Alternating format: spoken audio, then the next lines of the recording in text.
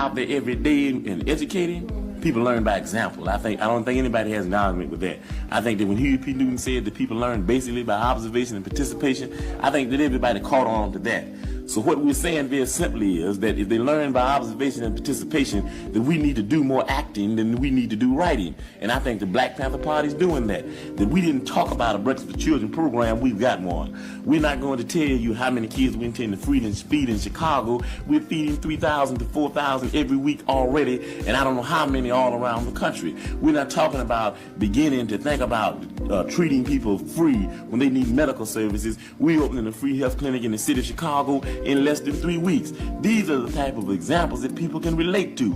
The Tribune or the Daily News or sometimes no other establishment press that is a tool of these fools can belittle what we're doing, because the examples are right there. They're concrete. Just like the old saying goes, one picture's worth 1,000 words, and you've got to believe what you see. The programs are there. People have to see them, and the only people that don't see them are people that shut their eyes and fight knowledge. And people that fight knowledge will never be any good to the revolution anyway.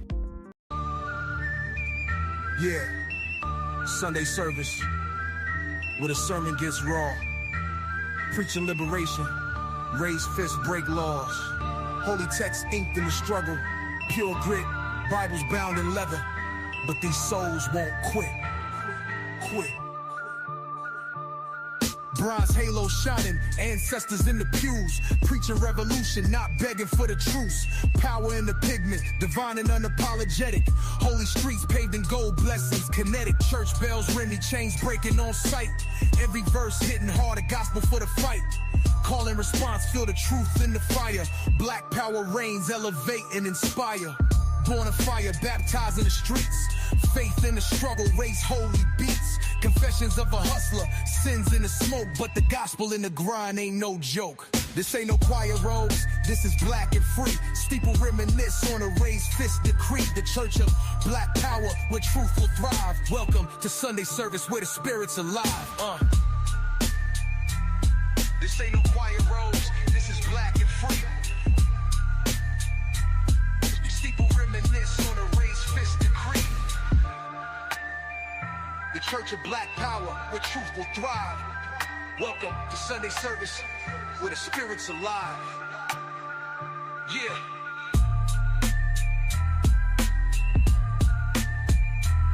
This ain't no choir robes, this is black and free.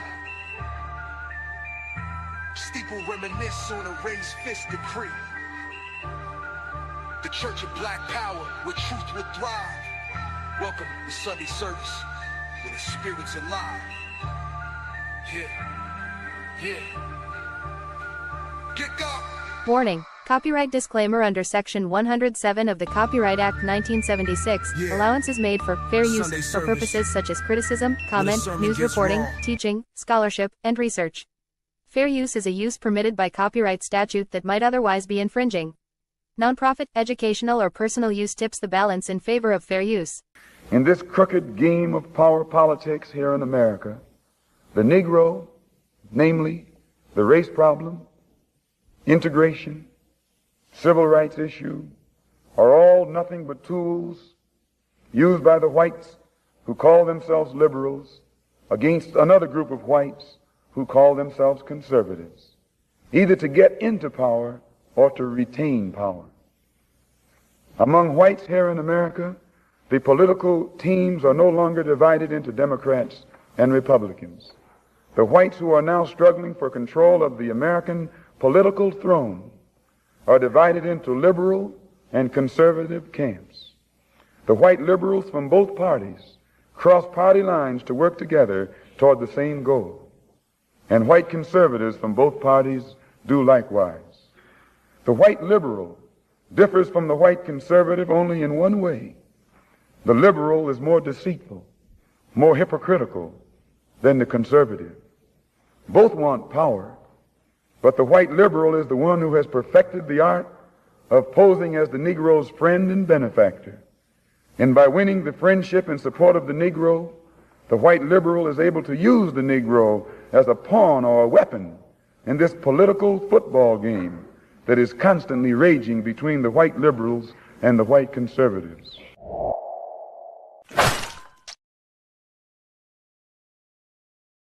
What it do, family and friends? Welcome back to the Church of Black Power. If you're not subscribed, go ahead, hit that subscribe button along with the notification bell so you can be notified whenever videos like this drop.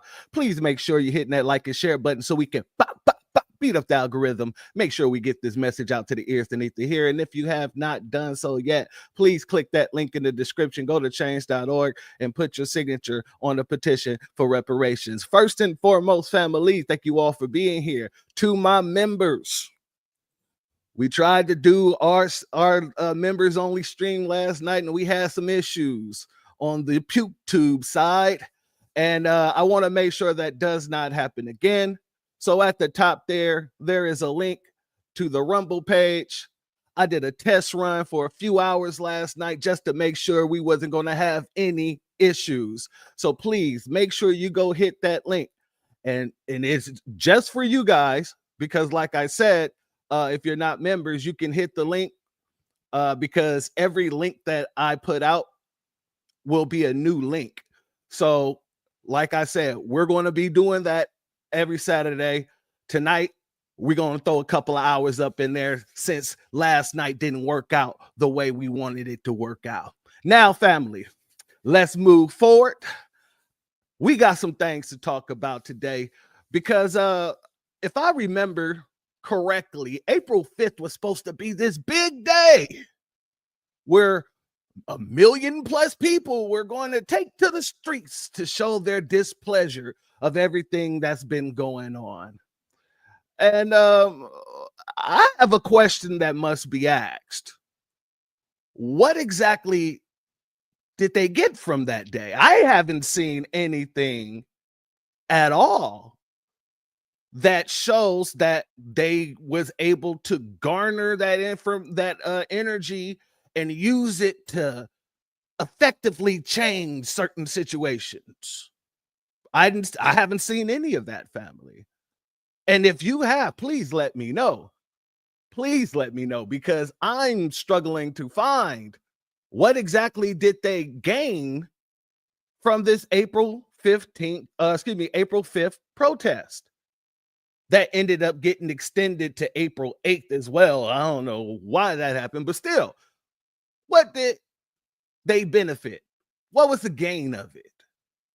Before we get into the broadcast, because we're definitely going to start cooking. We're going to put your aprons on, family, because we are going to cook in this one.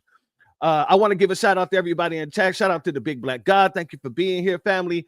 Shalom and shout out to our sister Black Spider. Thank you for being here, family. Shalom and salute to our sister Denise, Miss Nisi, aka Hurricane Nisi. Thank you for being here, sister.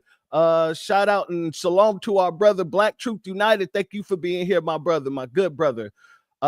Salute to our family Dark Titan. Thank you for being here, brother. Tater Man, thank you for being here, family. Salute to you. Angelic, thank you for being here, my sister. Shalom and salute to you. Okay, let's get up into it. And I want to give a shout out to everybody who's watching, as well as the people that will be watching in the replay gang. Now, family, let me set the scene. It's 2020. And beyond what anybody thought, Joe Biden takes office. And when he took office, he made sure to get out there and give a couple of words of emptiness to say, hey, you know, I'm here for you guys because you guys were here for me. So I want to remind you all, because this goes into why we're not seeing any type of positive feedback or any participation from us. So here's his speech. Let's get into it. I'm proud of the campaign we built and ran. I'm proud of the coalition we put together, the broadest and most diverse coalition in history. Democrats, Republicans, independents, progressives, moderates, conservatives, young, old, urban, suburban, rural, gay, straight, transgender, white, Latino, Asian, Native American. I mean it, especially those moments, and especially those moments where this campaign was at its lowest ebb. the African American community stood up again for me. You've always had my back, and I'll have yours. I'm proud of the campaign we built and ran. Okay, family. So that was Joe Biden sitting there saying he's going to have our backs because we were the ones that put him in office when his campaign looked the lowest and everything else, right? Okay, so then his first year, there was talks of, illegals getting reparations for being separated at the border. And it was somewhere around the amount of $450,000 per family who was separated from their families at the border. And he was out here championing that. He was saying, you know what? We should take care of them because what happened was wrong. And Black Americans stood up and said, hey, my dog, you do realize that we are owed reparations in this country. How about you give us some of that money as well? Like, you got money to be handing out. Why don't you hand out some of that money over here? And Joe Biden turned his back. A little bit later down the line, Asians, for some reason during COVID, was under attack because they said nobody wanted to go to their stores. And, this is discrimination and all this other nonsense. And so then they made the black man the proxy once again to say, oh, we got to stop Asian hate. These bad old black folk are out here and they're out here just causing so much hatred and divide within the Asian community. They're harming us and they don't want to eat at our restaurants. And this is discriminatory. And so Joe Biden said, okay, the Senate, the House and the Senate, they went and passed a Stop Asian Hate Crime bill. And Joe Biden signed it and tagged on a $50 million added on $50 million to that bill and said, here you go, Asian Americans, this is for you. And Black Americans said, you know what? Hey, dog, you do know that you owe us reparations, right? We need a transformative Black agenda. We're the ones who suffer the most under hate crimes whenever you look at the stats. So tell me, Joe Biden, why aren't we getting some of these same things? And Joe Biden looked us dead in the eyes and said, silence is complicity, and turned his back on us. Fast forward. All of a sudden, Russia and Ukraine kicks off. And we're seeing billions of dollars coming out of nowhere. When we was being told we didn't have no money. But billions of dollars was coming out of all kind of places, private investors, public investors. It was just coming out of everywhere. And Biden was like, here, take more money. And we were out here saying, hey, player, since you got billions of dollars to toss to a country that has nothing to do with us and we don't have anything to do with them, America owes a debt to us. How about you throw some of those billions our way? And Joe Biden said, no, turned his back on us once again. 2024 comes around, and all of a sudden, these folks has something to say to Black folks again. Joe Biden gets pushed out of the situation, out of the race, because of the fact his cognitive dissonance is just going downhill. And Kamala Harris steps in. Now, it's bad enough that Kamala Harris, she could not run her own campaign. She could not become the president on her own time running. But these folks threw her up in our face and said, well, if you don't vote for her, you're sexist. You don't want to see a Black woman in the White House. Never mind the fact that in California, anybody who knows Kamala Harris' history can tell you that she targeted Black Americans. When the news article came out about Kamala Harris being the first attorney general. It wasn't that she was the first black attorney general. No. She was the first Asian American attorney general, the first Indian attorney general. But all of a sudden, they was trying to force the fact that, hey, if you don't vote for this woman, you ain't black. Just like Joe Biden said, if you don't vote for me, then you ain't black. And black folks got turned off. Then we started saying, hey, if you guys want even a chance to become the president, if you want to get into the White House, we're going to need you to bring us intangibles. And there's no discussion necessary. Just drop off the bag, cut the check, and we can move forward, because we've seen everything that you've been able to do for everybody else in these past 4 years. But instead of coming with hat in hand, but instead of stepping up to us and saying, you know what, you guys are right, we've been ignoring your interest, we've been doing for everybody else.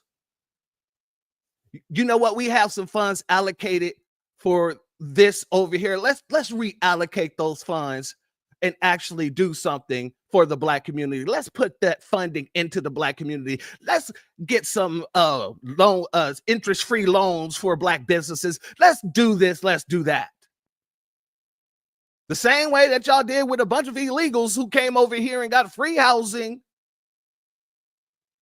who got free clothes, food, walking around change, driver's licenses, got all that stuff because y'all saw a need and said, hey, I'm going to address that need for a bunch of people that isn't even supposed to be in the country. But the people who built the country, the people who's your base, you want to come to us and look down upon us with a bunch of nonsense saying, I can't do nothing specifically just for you guys. I got to do something for everybody. And you know what? We said, okay, we're done with this. We're done with all of this nonsense, especially when Kamala came with that little fake old plan to bring money to black businesses when it was for everybody. We said, okay, if you want to play these games, you're going to win stupid prizes. So here's your stupid prize. We're going to mind our FBA business. We're voting Couch 2024. We're switching from whatever party to the newly founded furniture party. And we're going to go ahead and kick our feet up on this ottoman and watch y'all crash and burn. And what happened? They crashed and they burned. And while crashing and burning, they crashed out all over the internet talking about the world is coming to an end. The world is coming to an end. The sky is falling, Chicken Little. And we was like, the sky been fell for us. We've been holding the sky in our bare hands, telling y'all, hey, the sky is falling. And y'all said, oh, there's no such thing as the sky falling. Stop gaslighting. Stop lying to us. The sky is too big to fall. But now that Trump stepped back into office, the sky has fell for everybody. And now everybody is saying, help me lift the sky up. And we're like, nah, let that mother lover drop. Let that mother lover drop. No, we've been holding up the sky for way too long. And when it's us on the line, it was a figment of our imagination. But now that you're starting to feel the effects of the gravity of the sky falling, now everybody must help you keep the sky from hitting the ground. No, let the ground feel the sky. Let the ground feel the sky. So after all that, they knew April 5th We wasn't going to be there. Why? Because we kept telling them.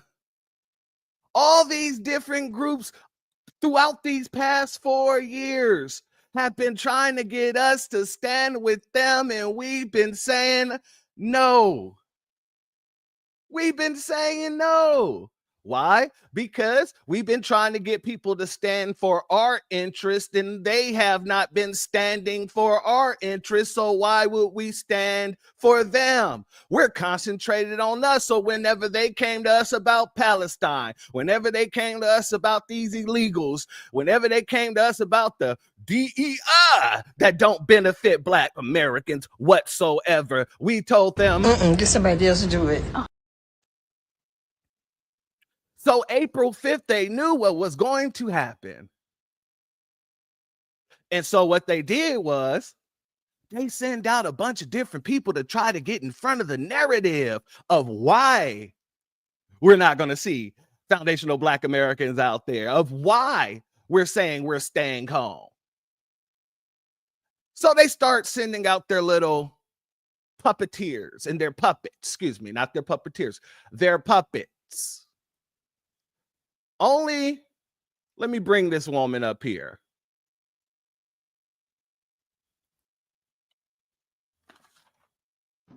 Hey, this is for all of my Black and brown brothers and sisters and my immigrant friends. Here's the assignment for you guys on April 5th. You know you're not invited to join us white-skinned people, right? Because, white-skinned boomer here, I'm always calling out the hypocrisy of white people, especially the boomers and the older Gen Xers. Yeah, you all know that by now. But I'm just saying, your assignment on April 5th is to show us how much fun you're going to have on that day. Show us your videos. Show us what you're barbecuing, what you're celebrating. Is it a birthday? Is it an anniversary? If you've got grandkids and they love to dance, I love to see those babies dancing. Okay? So show us all. When we get back from protesting on April 5th, because we're protesting against this white, fascist, racist, corrupt regime, I want to come back and I want to see all your videos of how you all had a kick-ass fun day. I think that's the way that we need to fill the feed. No. You ain't about to slip on up in here and act like you had anything to do with us being out there throwing them fans and putting them boots to the ground. You ain't about to do that whatsoever. You see how she just tried to toss that in there? Show me videos of your babies dancing. I love to see the videos of your babies dancing, because Black Americans have been online literally putting up all these different videos of us not caring about nothing that happens. We out there dancing and minding our business. So she said, you know what? Yeah, throw more videos of you guys dancing. We love to see it. And in her heart, she know damn well she don't love to see it. I guarantee you. Let's continue. On Saturday, April 5th, we'll have enough protests out there. We'll see it all. But I really, really want to see all my Black and brown brothers and sisters and all of our immigrant friends having fun, just enjoying your day. Because see, this whiteness, it all voted against all of us, not me. Because see, I'm proud to say I've Don't Kid Gravity say the white vote will doom us all? This white lady just said the exact same thing. So, I guess Kid Gravity got another one on him. voted for Kamala and Tim. All right. But I know the stats. This whiteness, yeah, it's what voted against all of our best interests. So the best interest for you all is to keep your Black and brown booties away from us on Saturday, April 5th. Enjoy your day, spread the word, like and share, because I think that's how we need to fill TikTok's algorithm for April 5th. What do y'all think? I think that you knew that none of your videos would make a difference on April 5th. And so you're saying, hey, let's flood it with a bunch of black positivity so that we won't be looking over there on your side like, hey, so how did that protest do there, buddy? That's what I think. Maybe it's just me. But, you know, I'm smarter than the average bear, boo-boo. And most of us are. I mean, this woman thought that she was way more smart, that she was so intelligent, she can just go and pull some reverse psychology on us. And honestly, all she did was already show what we already solidified. We wasn't going to be there regardless. So while she's like, stay your black and brown booties at home, we like, oh, bet that. The Browns were out there, though. The Browns were absolutely out there because that's what the whole thing was about. And that's the problem that they're having. They really don't have any genuine gripes.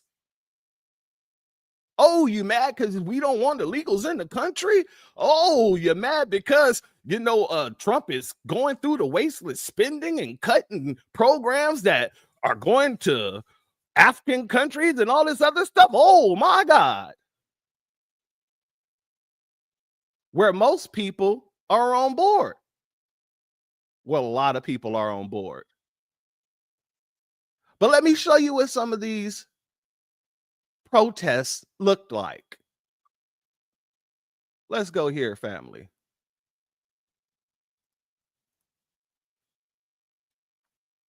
I have never seen a march like this in New York City. We are on Fifth Avenue.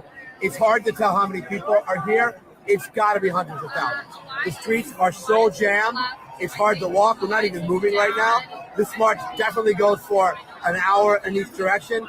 This is New Yorkers coming out with a clear message to Donald Trump, to Elon Musk, to Republicans. Keep your hands off our Social Security, our health care, our schools, our immigrant families, our LGBTQ New Yorkers. We are sick and tired of this president wrecking our economy, wrecking our budgets, attacking our people, and we are fighting back. This is a turning point in the fight against the Trump agenda here in New York City, here nationally. If we do this, we do more of this, we will win. Hands off Donald Trump, hands off Elon Musk. We're going to win this fight. That's right. We got this. We got this. So you caught that, family. That was all they're out there fighting for. Hands off our LGBTQ rights. Hands off our illegals. Hands off, hands off. Family, anybody who rocked with Beatzilla, I'm going to tell you guys exactly where these folks went wrong. The first step, the first thing that they did wrong. They keep on stealing talking points and slogans from the new black media. Because anybody who rocks with Beatzilla, no, Beatzilla has been pushing hands off our reparations for the longest. Let's go. Hashtag hands off our reparations. You have no rights here. We're not under the empire. Yes, indeedy. And salute to our brother Beatzilla. So that's the first thing they did wrong. They have no originality. They have nothing original about themselves. They come and steal from us, and they keep continuing to do this. They did the same thing with woke. They did the same thing with anything that has to do with black folks. They take it and try to make it look negative. And so all of this hands-off stuff, it's not resonating because the people it was meant to resonate with, which is foundational Black Americans, We're not resonating with them saying it. We resonate with people like B. Zilla saying it because there's a clear message in there. Hands off our reparations. But when you take that and try to add in all these groups and policies that we don't care about, it loses its power.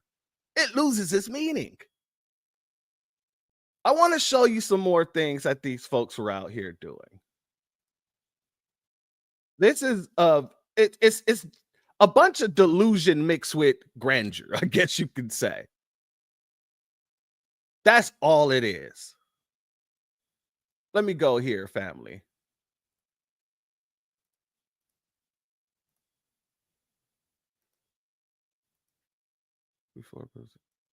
Oh, let me pull that down there, buddy. My bad. All right. Now let's go here. People who say, well, they're immigrants, they don't deserve rights. Remember, there was an entire group of people in Europe that said Jews don't deserve rights. Exactly. And it's pretty much the same thing. Immigrants have the same rights as anybody else. Right. And so when... Did this man just compare illegal immigrants, the deporting of illegal immigrants, to the Holocaust? Where are the Jews on this? Where's the ADL to say, hey, you know what? You can't do that. That's anti-Semite. That's anti-Semitism. And you know why they did that? Because they kept trying to compare these illegals with foundational Black Americans, and we shut that down. Oh, no. They have no right to any of the things that we built here because we're foundational. Without us, there would be no country. Well, it's their land. No, it isn't their land. We purchased Texas and California, the Treaty of Guadalupe, and then we turned around and purchased Arizona and New Mexico. But these folks, they love to try to compare these illegals that have nothing to do with any of us. So now they, instead of doing it to us, they're saying, oh, well, now there was a bunch of people during the Holocaust that wasn't considered to have rights, that shouldn't have had rights. This is what these folks are doing. People say, hey, it's okay for them to steal people off the streets, or to snatch them away, put them in prison. Those are the people who would have said, well, we got to tell who's in the attic. That's the problem. We got to tell them who's in the attic. Oh, wow. So on one side, you have people hiding out of fear of not just being deported, but being unalived in some of the most horrific ways, versus someone who broke into a country illegally, skips out on taxes and everything else, who apparently are a part of the cartel and gangs and all this other stuff where they come from, because there's evidence to show that. Them getting deported is the same thing as saying we got to tell them who's in the attic. This is the logic that these people come with, ladies and gentlemen. This is the logic. Salute to our brother, Gary Williams. What's up with you, family? Thank you for being here. Salute to our sister Rosalind. Thank you for being here. Iconic Sus, thank you for being here, family. And Lemon A, thank you for being here, family. I appreciate you. This is the nonsense that they come with. This is absolute trash, and they know it's trash. That's why they don't have any support. That's exactly why they have no support, family. Look at this. These are the signs. They're eating the checks. They're eating the balances. Impeach Donald Musk. Acts of treason should not be controversial.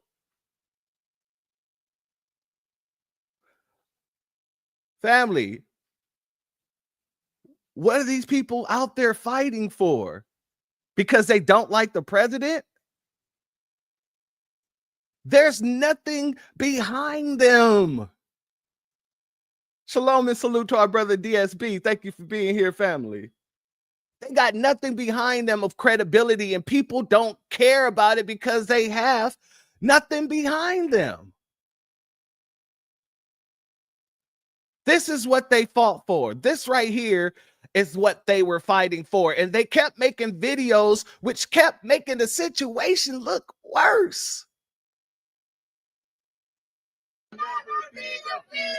The people united will never be defeated. The people united will never be defeated. The people united will never be defeated. Free, free Palestine! Long live Palestine! From the river to the sea, Palestine will be free, never be defeated. And we were supposed to go out there and rock with them. This is what they thought we was going to get out there and rock with. And everybody's laughing at them, family. It's not just us. It's even people within their own ranks, because nothing they're doing has any merit.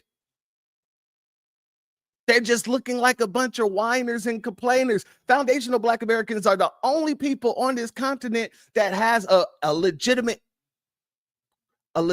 grievance on this here soil. Everyone else, they come to benefit off of what we built on this soil.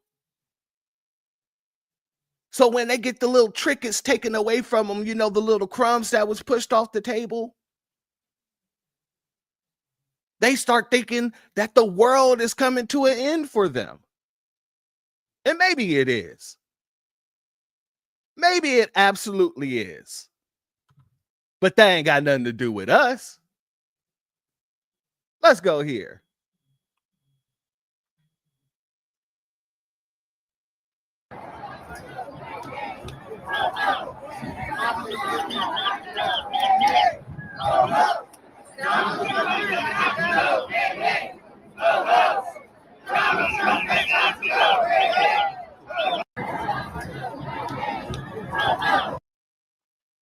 All those people, family, all those people, and everything they're saying is falling on deaf ears.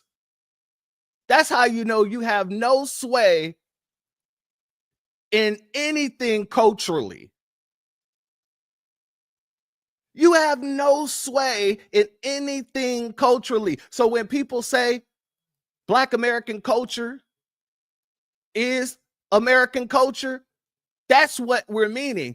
There is nothing you can do if you can't even bring any type of relevance to your own issues. Think about it. When have any of these people ever had any real sway when it comes to the bulk of America? White women have to go get Black women in order to become relevant in the women's suffrage movement. Gay men had to, well, gay people, LGBTQ plus, they had to co-op a whole damn movement in order to get relevance. Do you see what I'm saying, family? Without us, there is no cultural relevance that's being spread throughout the country. And if you want to say LGBTQ, look what happens when their culture is actually being spread across the country. Many people are standing up against it because they don't want men and women's sports. They don't want men and women's bathrooms. They don't want Joanna Man slam dunking on their daughter. Yeah, I said Joanna Man. So all the things that these people go out there and fight for, it would fall flat on his back, flatter than a flapjack without us. And we're seeing that in real time, ladies and gentlemen. Let's go here.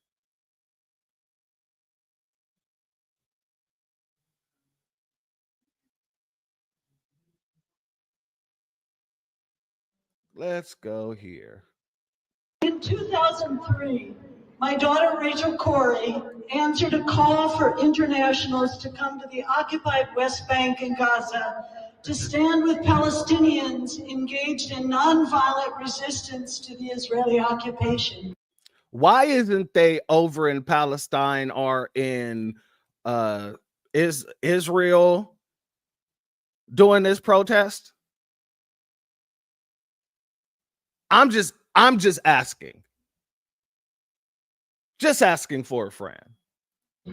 She wrote, I've had this underlying need to go to a place and meet people who are on the other end of the portion of my tax money that goes to fund the U.S. and other militaries.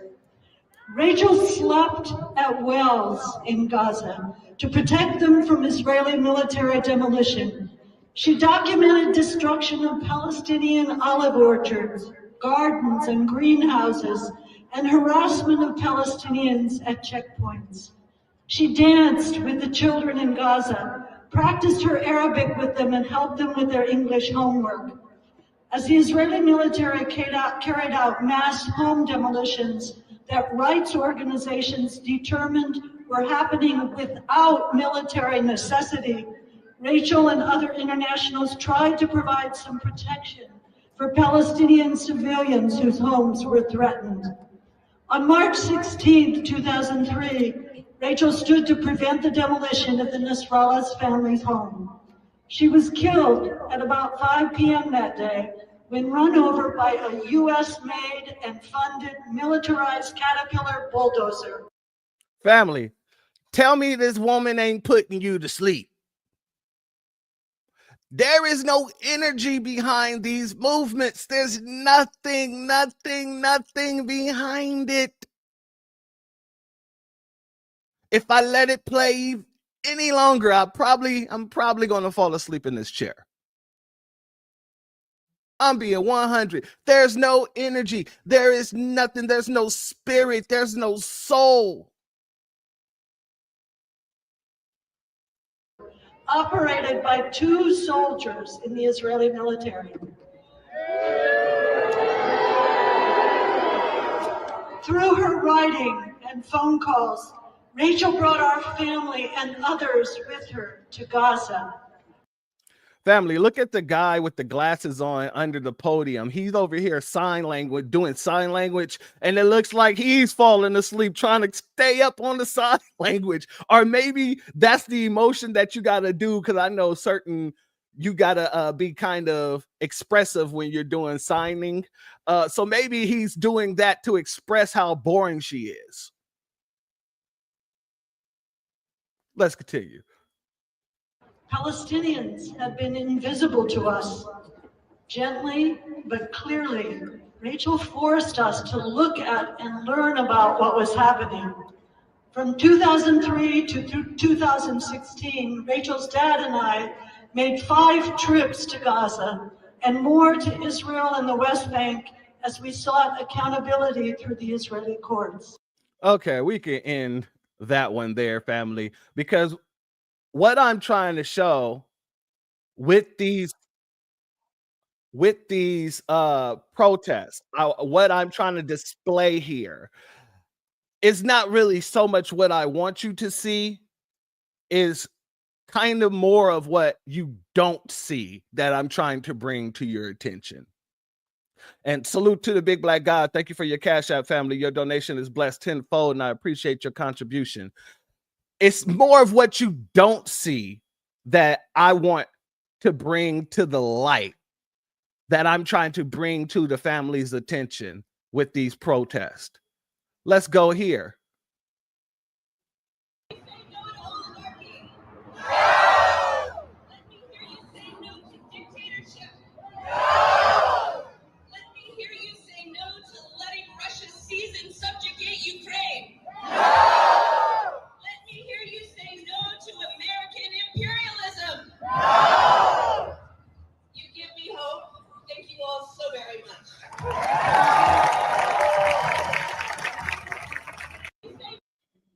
Family, what don't you see? Besides us. Besides us, what don't you see out there? Let me show this here too.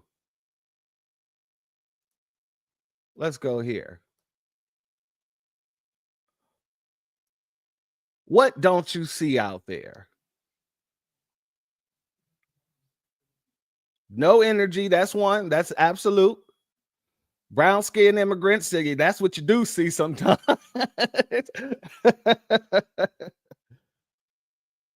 I find this right here very interesting. This lady here that looks like she's Slavic or something like that. A so-called native. No cops. Exactly, Torian. Salute to you and thank you for being here. No cops. You don't see no police dogs, no SWAT, no National Guards. There's one disruptor that I saw, but immediately it got taken care of, apparently. And I'm going to show you that in a second. But here, this lady's holding up a sign said there's only one immigrant taking America's jobs away. Billionaire fascist steal. I find that to be very, very hypocritical because I want everybody to remember that not too long ago, they were out here pushing this dude, the video game guy, as one of the smartest guys in medicine. It wasn't until early February when I was in a meeting that experts at the foundation said, there's no way, there's been too much travel without diagnosis for us to contain this. And then at that point, we didn't really understand the fatality rate. We didn't understand that it's a fairly low fatality rate and that it's a disease mainly of the elderly, kind of like flu is, although a bit different than that. So that was a pretty scary period, right, where the world didn't go on alert, including the United States, nearly as fast as it needed to. It wasn't until early February when I was in a meeting. So I find it kind of hypocritical whenever people talk about these billionaires that, Elon Musk and all this other stuff, when you still got George Soros over there too. If you're going to talk about billionaires, let's talk about billionaires on both sides of the fence. Let's be very clear about that. But back to what we didn't see. We didn't see any of the situations that we would see at a protest if we were there. We just didn't. And the crazy thing is that we're realizing, a lot of us is realizing it and saying, you know what, protesting must not be a black sport. Because when you look at the way that these people protest, what happens with the police, they're moving barricades and things like that in order to make it very easy for these people to get through. They're not the opposition of the people who's marching like they were when I was marching for George Floyd in 2020. I didn't see them escorting us all throughout the city. No, they were setting up barricades and they had to be forced to remove those barricades. And a lot of people are starting to catch that. Like, they're like, wait a second, why are we don't see any of this at y'all protest? Let's go here. Hey to cousins. I just wanted to drop in to say some things real quick. They shut down the Mob the Right Way TikTok page, and I'm kind of sad about that because it was a broader message and it wasn't just like shits and giggles. It really meant something to me. But that's okay. I'm in the perfect place to rebuild, rebrand, redo everything. And I just wanted to just kind of catch up and let y'all know I've been watching shit. And number one, I want to say to the black community, I see y'all sitting this shit out, and I'm so proud of you. I know it's a few rogue agents want to go and kumbaya. That's on them. When they need justice, let them rest in preference. Amen. Second, I want to say, while we watch these sparse riots and, you know, events of solidarity, while we watch these things happen with as few numbers that they do have or as many numbers as they can gather, I don't see no police on horse. I don't see no K9 units waiting in the wings. I don't see no random piles of bricks laid up around those cities or being imported in under the cover of night. Aha. And I need y'all to remember that you don't see that shit right now neither. Don't take your black ass out there doing nothing. We waiting on Juneteenth and Cinco de Augusto. That's it. That's it. Family, let's go here. After seeing the protest yesterday, which I really thought they were like marathons because like the police was setting up barricades so they could walk safely through, it just clicked to me that protesting is not a black sport. No, it's not a black sport. And this was a huge turnout, but the police, there was no aggressive police presence. There was no K9s. There was no riot gear. There was no batons. There was no reporters being thrown to the ground. Like, bro, protesting is not a black sport. If you black, stay out them streets because it's not worth it. I know, like the famous police stands when they all line up shoulder to shoulder and they're like confrontational and stand in front of you. That wasn't even going on. It was like a senior citizen day out or like a community walk. Tell me this, why did the police harass a dog in a toy Tesla truck? A Tesla toy truck. They harassed a dog. The dog got more police action than the walkathon that happened yesterday. After seeing the protest. Family, there was no opposition besides their own opposition at these protests. And I'm going to show this. Fair use, YouTube. This is for teaching, scholarship, and commentary purposes. I don't want you trying to say anything about this because, God dang it, it's going to be played. Fair use. So the only opposition that was there was apparently their own opposition, and their own opposition took care of the situation. Let's see. Go here. Protests gone wrong.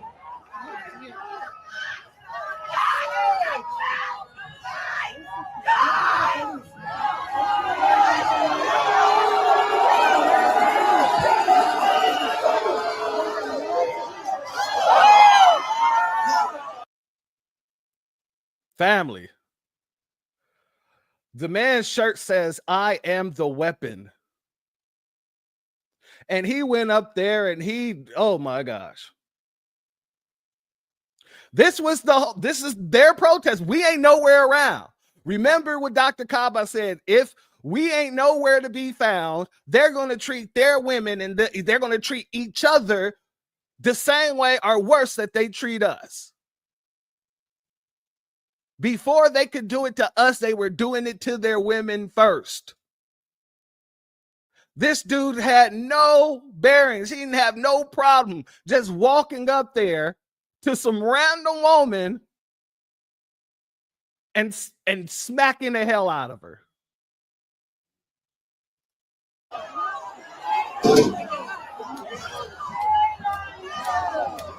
That was wrong. That was really fucked up, and that's going to be dealt with. And this person's going to be okay, and we're all here. Protest.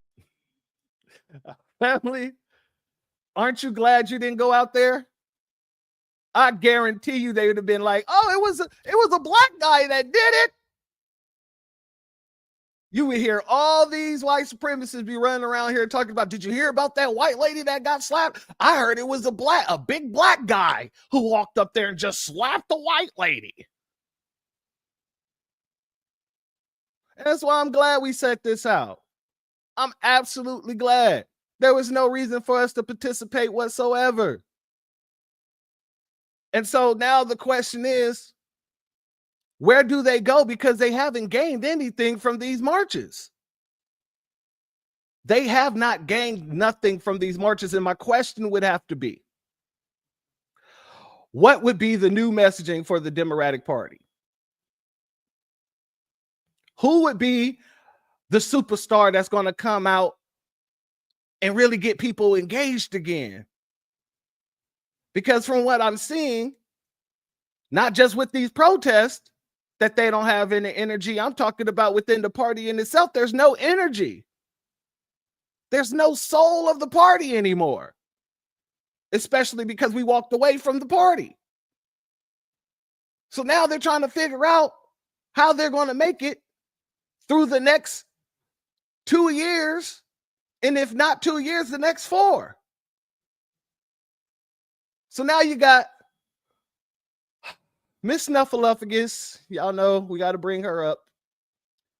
Jasmine Snuffleupagus Crockett came out here saying a bunch of nonsense about who's going to pick the cotton. And I find it very interesting that she said this. But let's go here. So I had to go around the country and educate people about what immigrants do for this country, or the fact that we are a country of immigrants. Right. The fact is, ain't none of y'all trying to go and farm right now. Okay, so I'm lying. Raise your hands. You're not. We done picking cotton.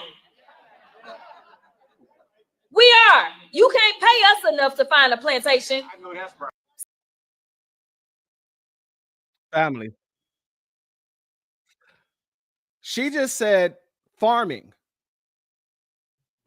It's like picking cotton.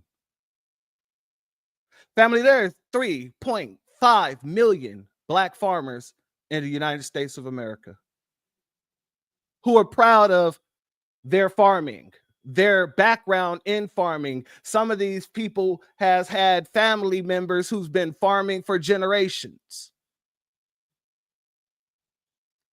Let's go here, because this woman makes no sense. What's going on, y'all? How y'all doing today? My name is Lane. I'm a 3rd-generation farmer from Florida, and I'm standing in a field of potatoes we planted 70 days ago. We're going to dig one up. We're going to take a look and see what it looks like. This is a 90-day variety here. They are lapping up pretty good. Vines are looking nice and healthy, but that doesn't necessarily mean that there's anything good underneath them. But like I say, we're about to see. Eeny, meeny, miny, mo. I forgot to bring a tripod with me, but these things are big. I mean, they're about knee high. I'm 6'1". Nice, healthy looking vines. Enough talking. Let's dig one up. This right here, so you get your hands dirty. Mama didn't raise no pretty boy. Well, this is what we got so far. That's what's to be expected this time of year. Now, like I said, this is a 90-day variety, but we ever hardly harvest them on the 90th day. We give them plenty of time to grow in size like we need them to. Now, looking at the seed here, that's the original seed piece that grew this plant. We cut our seed in a half, thirds, or fourth. That way we get more use out of them. This farm that I'm on has some of the sandiest ground that we have. Nice, good sandy dirt produces pretty potatoes. I'll cover them back up. I'll come back and get them when it's time. I plan on trying to film as much as possible, trying to keep you updated on how the process is coming with growing the crop. But pretty soon here, before we know it, it'll be time to get in here and dig them. Family, what she's doing is very egregious, because the way that she's speaking, and I'm about to play this clip from one of our sisters, the way that she's speaking is exactly how the Democrats are speaking after they freed the slaves, or when they were debating freeing the slaves. Who's going to pick the cotton? Let's go here, family.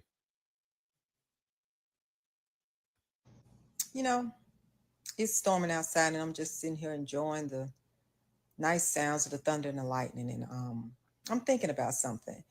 Back in the 1800s, when they were debating about slavery being abolished, the Democrats had the biggest question: who's going to pick the cotton? If you set the slaves free, who going to pick this cotton? And fast forward, right now it's 2025, and we just had mass deportation. The Democratic Party's asking the same question: who gonna pick the crops? That's a crying shame. Ain't nothing changed, and a lot of people are still blind to it. And that is highly offensive for 2 reasons in my book. Number one, we need our farmers, and our farmers are really, really proud of what they do, as they should be. They enjoy picking their crops because that's the line of work that they chose. They really like it. And we are so grateful to them for everything that they do. And number two, the assumption that the immigrants that were deported, that their only function that they're good for is picking crops for cheap and damn near free. That is highly offensive. And that kind of lets you know that things really haven't changed the way that we think that they have. The party of tolerance and, you know, the ones that don't like division, it's so crazy that they rear their ugly heads. People still refuse to see it. Who gonna pick it? Y'all make this shit too easy. You know? That part right there, family. So I'm gonna be honest with you. When we're asking this question of who's going to lead this party, where's the soul of the party? Who's going to be able to run the party? It's because we're looking at a party that's in shambles. They don't have a clear-cut message, not one that's bringing us back to the plantation. They don't have anything really to justify them having all these protests for nothing. They really don't. But what they expected was that they were going to bring us out and we were going to come out and say, you know what? No, DEI is important. Nobody deserves to be deported. You know, there's other things. And we said, no, no matter what it is, we're going to sit right here and we're going to watch it burn. Because here's the thing, when we were sitting here trying to give you the opportunity, you guys spit in our face in favor of everybody else. So now everybody else can now go and deal with their own issues while we sit here and watch. Let's see how far you get without us. And we're not wrong for that. Self-preservation is the first law of nature. Every other group practice self-preservation. Why shouldn't ours? You see, a lot of these folks believe in Darwinism. Okay, cool. You believe in Darwinism. A key point of Darwinism is the strongest will survive. So go out there and show us that you can survive. Go out there and put your feet to the ground, be the boots on the ground that you need to get whatever policy passed, because we're not going to be the whipping mules for any of it anymore. And the second people come to us with policy, then we'll look at it. Like our brother Afro Elite says, take out that red pen and start marking down the list. And, you know, okay, this might work for us. All right. Nope, this ain't for us at all. This is for LGBTQ. Okay, yeah, this might work for us. Okay, let's put a caveat, put a star by that, an asterisk, because we got to come back to that. This right here, oh, this is for Black and brown. Nope, got to cross that out. It got to be directly for foundational Black Americans. And if you're not doing that, you're not pulling our ears and you're not getting our attention. And that goes for both sides of the fence. It goes for Jasmine Crockett. It goes for Sheldon Daniels. It goes for both of them. The Republicans and the Democrats. We are not here to pull the mule. Excuse me, to be the mule, to pull the cart. And y'all can keep throwing up these coons all you want, throwing these people up in your news media just so they can say things that you can't say. But all they're going to get, they're going to end up the wayside of the Tiffany Crosses. They're going to end up by the wayside of your Angela Rise and Angela Cries, to be 100. They're going to be by the wayside of your Joyless Reads, and that's how they're going to go. because they're not going to get any support, or they're going to be more on the side of your Jason Fetlocks and all those other, Jesse Lee Petersons, and they won't get support. The only support that they'll get is from the people whose ass they got to kiss in order to get the little bit of funds from their grift. But the black grassroots, you're going to have to actually bring some policy over to us. And don't think for 1 second that you could just speak like us and it's going to work out.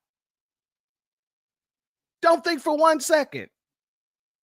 I'm going to play this clip here because your boy Don Lemonade, I don't know if he's been binge watching the new black media, but your boy Don Lemonade has been out here saying, you know what? I want to give you my hot take. This is a hot take. The reason why you're not seeing black support, the reason why black voters are sitting this one out. So I definitely want to go here. Just real quick, let's go here. Let's get into it. Okay, I want you to look at your screen. I want you to pay attention to me because I'm going to read something like I read something. I think this one is very important. And so this one is called, this is on my Substack at donlemon.com. The Fire This Time, Why Black Voters Are Sitting This One Out. We've carried democracy long enough. Don't expect us to keep saving it if it won't save us. And so I started with something different this time. And I implored people to read with an open mind and open heart, not with ideology, not with their personal whatever, just to sit. Now, family, notice how he start this off. If y'all won't save us, why should we save you? Don't expect us to save you if you won't save us. Save us. And so I started with. And by us, he's not even talking about foundational Black Americans at all. He's talking about the Democratic Party. The Fire This Time, Why Black Voters Are Sitting This One Out. We've carried democracy long enough. Don't expect us to keep saving it if it won't save us. And so I started with something different this time. And I implored people to read with an open mind and open heart, not with ideology, not with their personal whatever, just to sit with it for a while. And I said, before you read this, I ask one thing. Come with an open mind. Not defensively, not politically, just honestly. You don't have to agree with every word, but sit with it. Hear what's being said. Not just the pain, but the patience. Not just the frustration, but the history behind it. The hope that still flickers beneath the exhaustion. Because you might have noticed something at the recent rallies against Donald Trump and Elon Musk. Something that stood out precisely because of its absence. Or maybe you didn't notice. And that is the point. Look at the picture. And I combed through many, many pictures. And they all look pretty much the same. The crowds were big, all right? The signs were bold. The outrage was loud. The black folks, we weren't there in large numbers. Doesn't mean that we weren't there. We weren't there in large numbers. And maybe it's time we talk honestly about why. Notice he said, doesn't mean we wasn't there. We just wasn't there in large numbers. No, we wasn't there. Hold on. Let me pause this real quick. Real quick. We gonna go here.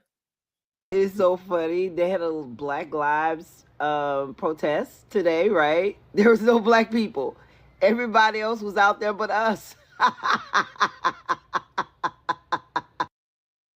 We wasn't there. Just to, correct that. But let's go. Because we're tired, I write. Tired of always being expected to show up, to vote like our lives depend on it, because they do. Tired of carrying the burden of democracy on our backs while others vote their wallets, their privilege, their fear. Tired of being called heroes every 4 years and then ghosts in between. Heroes, come on, vote. And then all of a sudden it's like, where are you? We don't, who, what are you talking about? You're ghosts.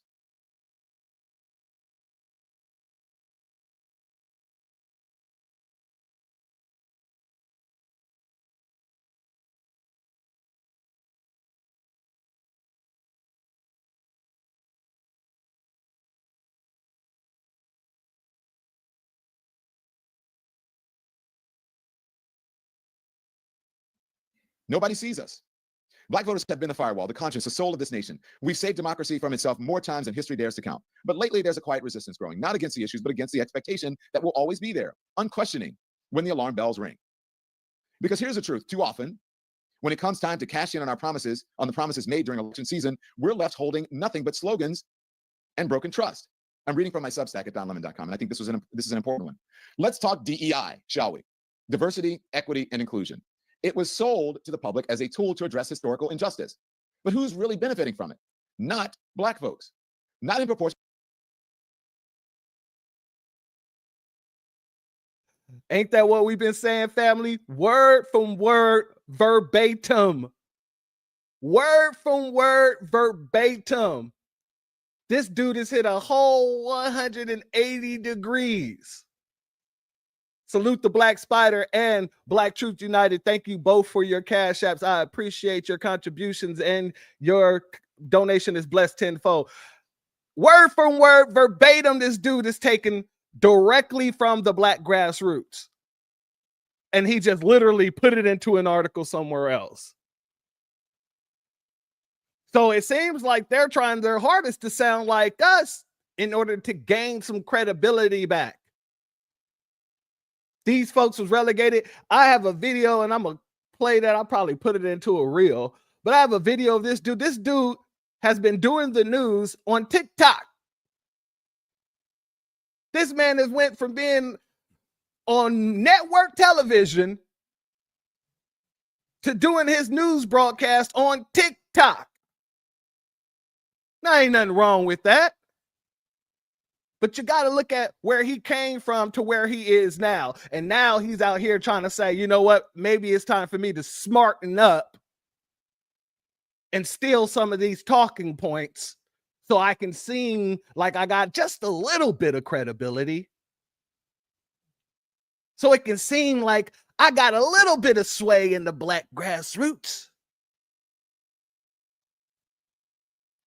To the pain we have endured. The biggest recipient of DEI programs and affirmative action have historically been white women.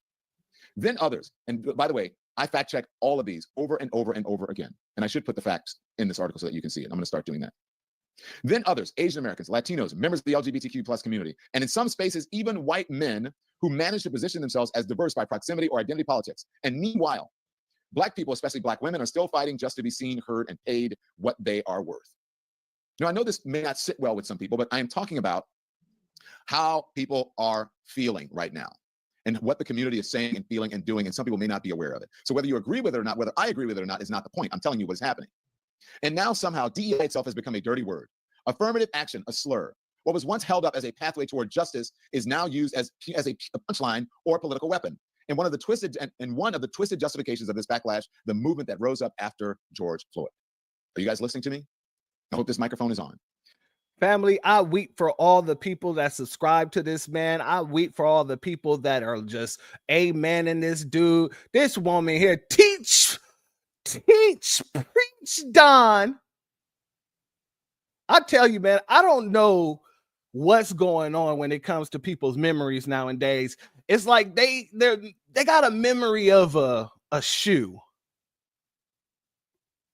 Because literally, it ain't been that long since Don Lemonade was sitting here saying we was wrong about a lot of the stuff that we were saying, that he had now put into an article and act as if, well, this is what I'm hearing in the streets, as if he's literally in the streets with us. No, what's happening is he's listening to all the stuff that we've been putting up on TikTok and on Instagram and on X and everywhere else for the past 4 years, and he's taking and picking and choosing what he's going to use, and he tosses it in there. But then he still threw the dog whistle, because he didn't say Black people are still not paid what they should be paid or paid what they're owed. He once again stepped into that feminist situation where he tried to separate the Black man from the Black woman and say Black women are still not paid what they're owed or what they should be. And this is what I mean by you could take our talking points, but you will not get any clout off of it. You won't gain any notoriety, because the way you use our words are going to be different from the way we use our words.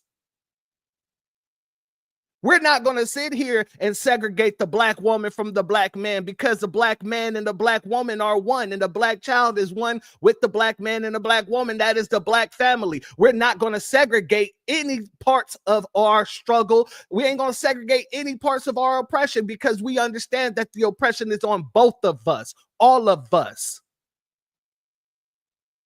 So you're not going to sit here and pull out some nonsense talking about it, but Black women still are not paid what they should be paid. Black men aren't paid what they should be paid. Black children aren't paid what they should be paid. Foundational Black Americans, period, in general, ain't paid what they should be paid. So why are you trying to segregate or pinpoint one or the other? But this is what they think they're going to be able to do. They think they're going to be able to take our narratives, just like the hands off with our brother Beatzilla. I'm going to play that one more time. Hashtag hands off our reparations. You have no rights here. We're not under the empire. Yes, indeedy. And they thought that they were going to be able to jump in and, like the hands off, they were going to try to change some things and push it as their own narrative. No, buddy. We've been doing this way too long to allow someone such as yourself or anyone else to maneuver their way in here and now try to switch things up. We're not just fighting for Black women. We're not just fighting for Black men. We're not just fighting for Black children. We're fighting for the Black community as a whole, overall, period. And that's what it is. And that's what they don't understand. They're still trying to figure out ways in order to segregate, get one part away from the other so that they can keep them on the plantation. This is what's happening. Salute to our sister Bertha Duckworth. I appreciate your Cash App. Your donation is blessed tenfold, and I appreciate your contribution. This is literally what they're trying to do. And we're not standing for it. That's why I wanted to pull this out. Because Don thought he was going to, he tried it, didn't he? He damn sure tried it.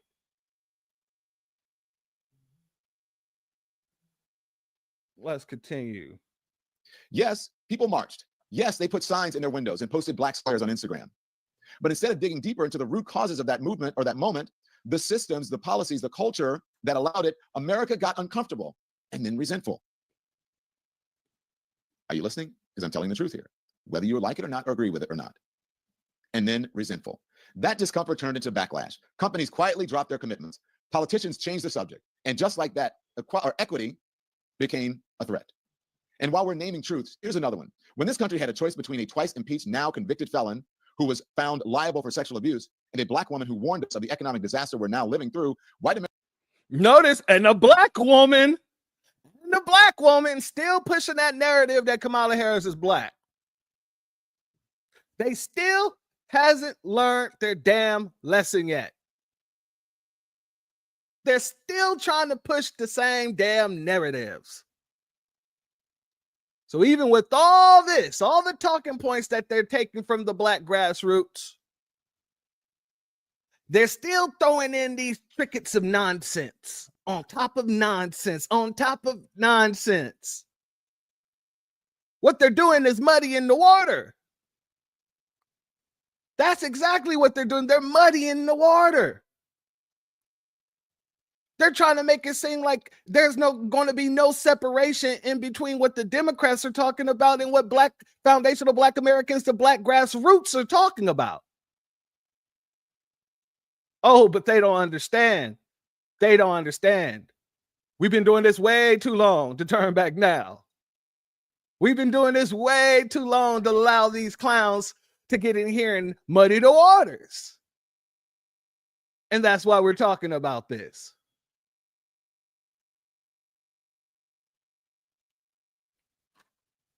Come on with it, YouTube. America made its choice. The majority of white men, and again, in general, and it's true, I fact-checked it, and yes, white women too, chose Trump.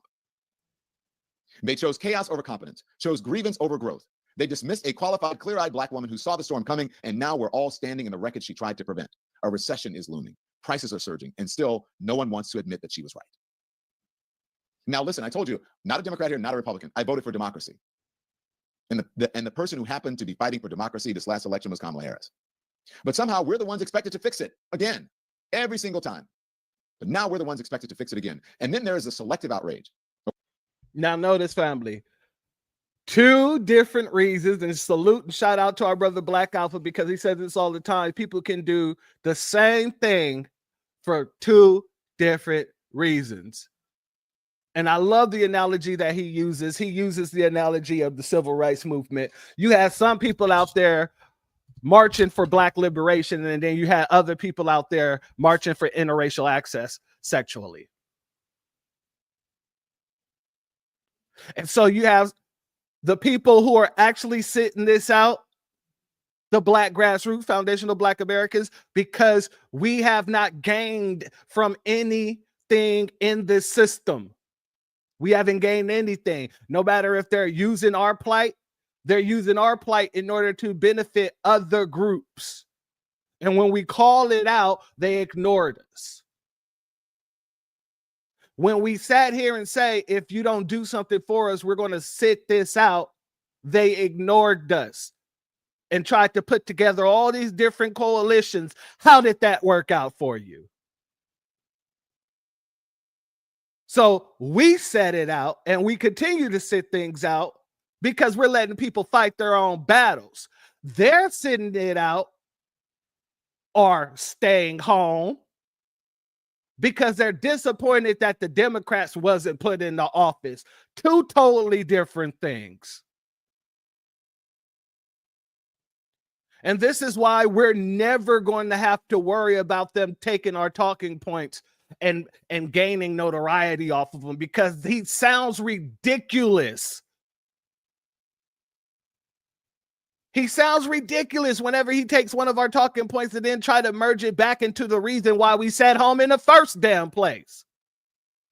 Because they wasn't doing nothing for us. Because they refused to bring policy to foundational Black Americans. They refused to come hat in hand. They wanted to speak soft and timid to every other group, but then come to Black men and call us a bunch of all these misogynists and all this other stuff because we don't want to support a woman who literally targeted the Black community when she was in California. Let's talk about it. This is why none of this ever works for these people. Because taking what we're saying and mashing it up into what the agenda isn't going to work well. People with sense will hear this and say, what? What the hell is this dude talking about? What the hell is this dude talking about?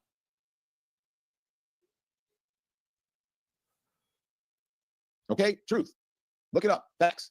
When Hamas attacked Israel on October 7th, there was global grief, and rightfully so. It was horrific. And I stood with Israel when those attacks happened. It was horrific, rightfully so. But soon after, some in the Jewish community and even beyond turned their focus not on the perpetrators, but on the Black public figures like Oprah Winfrey and Michelle Obama. They wanted statements, outrage, condemnation, as if these women who have spent their lives being symbols, role models, and punching bags, that they were now obligated to speak on command, as if their silence was somehow more offensive than the suffering itself. And they weren't alone. Beyonce, LeBron James, even Meghan Markle. People who are constantly under a microscope were expected to drop everything and respond immediately and correctly, or risk being labeled complicit. I lived it. People ask me, why didn't this person put out a statement? I was like, I don't know, you have to ask them. Why do you feel that why are they compelled to do it? This is history. This is a history of decades, if not centuries, of fighting in the Middle East and the fight between the Palestinians and the Israelis and the Jews and whatever. Black people did not cause that, but Black people stood and still stand with Israel and with Palestine. Hey, speak for yourself, homeboy. Don't come out here and talk about what we stand for. I don't stand with nobody. I stand with foundational Black Americans. Don't do that. Don't you do that. That's why we're telling everybody to fight their own battles, pick up their own balls, hold their own butter biscuits, because we ain't got nothing to do with anything that's happening over there. Don't you come over here pushing that narrative.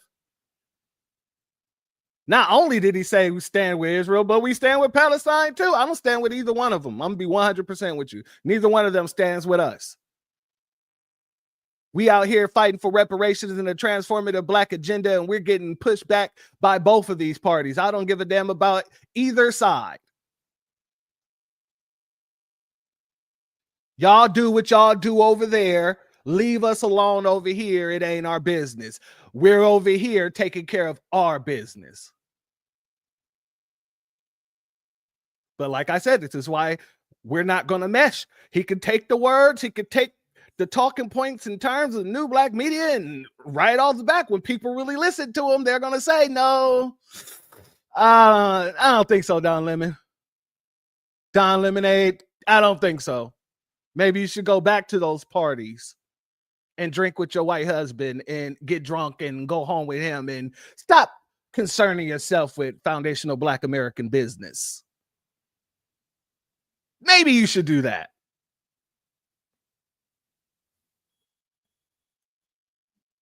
But where was that same energy when black mothers in Mississippi were forced to give their children bottled water to bathe in? When lawmakers in Tennessee expelled 2 young black legislators for raising their voices on gun violence? When books about our history were stripped from classroom shelves in red states and blue ones too? We are always expected to perform empathy, to show up for everyone else's pain, while our own trauma is constantly minimized or ignored. We've always stood up for our brothers and sisters across communities, across oceans, because that's who we are. That's who we've had to be. That's who we've had to be because of our own history and relationship, not only to America, but to the world. But standing for you is not the same as standing with you. And right now, after the choices so many of you have made, not just in the distant past, but in the recent, very present moment, that solidarity feels like a one-way street. Are you guys hearing me? So when the outrage machine gears up against Elon Musk and Donald Trump, 2 billionaires with more in common than either side wants to admit, black folks are asking, where were you when we needed you? When voting rights were gutted, where were you? When police reform stalled, where were you? Hello, you guys love to talk about John Lewis. What about the Voting Rights Act that he fought for? Where are you? Notice the difference in between policies in which we speak about and the nonsense that they speak about. We're not talking about the Voters' Right Act, Bill, whatever, John Lewis. We're not talking about him. We're talking about reparations and the transformative black agenda. We're not talking about police reform. We're talking about an anti-black hate crime bill. So all the things that he's saying, it's not matching up to what we're actually talking about. So taking the words that we say, taking the terms that we say means absolutely nothing. Jesus Christ, this dude is an idiot. Was fighting for that and putting out statements and standing up for that. And where are you when police reform stalled even after George Floyd? When the promises made to us turned to dust? This isn't apathy, it's strategy. It's a refusal to be used. It is a declaration. We will not keep setting ourselves on fire to keep this country warm while others roast marshmallows on the flames. We know the stakes. We've always known the stakes. We were part of the stakes. We lived them. Literally, lives were fought and lost, lynched and shot and beaten. So we know the stakes. We've always known them. But don't expect us to keep saving democracy if democracy won't save us. Now, that is on my Substack at donlemon.com. So look, if you want to know where I tell you the truth on this program every single day, I write about it on Substack in ways that you may not experience on this particular platform. So I would urge you to go there and read some of the stuff that I put on Substack. And there are some videos as well. But I'm telling you, in this article that I write, or op-ed, whatever you want to call it, Substack, I think that I am channeling and relaying the views of many people of color in this country who vote. People of color in this country voted the right way. Not all black people voted for Kamala Harris, have voted the right way in this election, in all elections, but for the most part, as I say, generally, the majority of us vote to save democracy and to not only to save democracy, right, to save women's reproductive rights. And that means all women of all colors. We vote in that direction to help protect women in the workforce, minorities in the workforce, whether you're Asian, Latino, all of that. And many times the folks in those communities vote against us. The Indian American community vote against us, even though on the backs of our ancestors, you have the rights that you have to be an immigrant in this country. But you don't. Our ancestors died? Okay, maybe. It's funny that you're talking about the pain and suffering of our ancestors and how if it wasn't for us, they wouldn't even be here. When every time we were saying that, they were saying it was divisive. They were saying that it was divisive to call these people out by saying we were being xenophobic. We were being xenophobic when we said the same thing Don Lemonade just put on the table right now.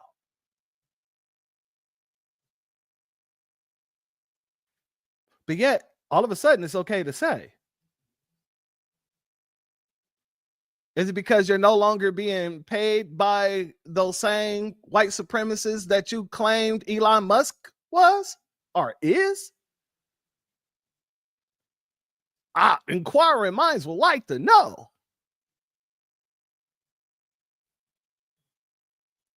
Don't think about that during the election.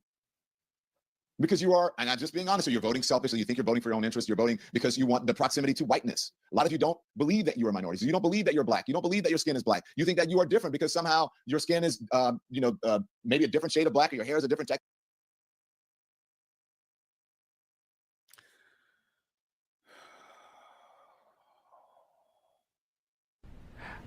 What the does that mean, Kobe Bryant? Did you take a stupid pill with your breakfast this morning, Admiral? Nigga, please. This dude says, voting for your own interests. You think that you're voting for your own interests, but you're voting to have more proximity to whiteness. And many of you probably don't look at yourself as brown or look at yourself as black. Family, this is the depths that these people have to go to. Proximity to whiteness. A lot of you don't believe that you are minorities. You don't believe that you're black. You don't believe that your skin is black. You think that you are different because somehow your skin is, maybe a different shade of black, or your hair is a different texture, or whatever. But you are also a minority in this country. You may not have the same relationship to this country as African Americans do because you weren't brought here. Your ancestors on a slave ship. You chose to come over because of the rights and freedoms here in America. Most of them for you as an immigrant brown person, where you have gotten them because of black people and the civil rights movement. But somehow you don't know the history. You manage to ignore it or forget in your plight to be associated with white people. I hear people all the time. I'm not Dominican. I'm not black. I'm Dominican. What does that mean? Okay, fine. I'm a white Hispanic. What does that mean? Oh, now we're out here calling out the ones who don't want to be black, who don't see themselves as black, and who we say aren't black. Yeah, even if you consider yourself to be black, you're not black as in the sense of American black, foundational black American. So now Don Lemon want to call out all the folks who say they're not black, huh? That's not xenophobic? You're not being xenophobic right here, Don Lemon? Because whenever we spoke about it, and I keep going back to this because it's a real thing. Whenever we spoke about these things, we were called toxic. We were called divisive. We were called all these things under the sun, but the child of God. Very interesting. I'm a white Latino. I'm a brown person or whatever. I'm not black. I'm Indian. Okay, fine. But show some respect and have some sense of history.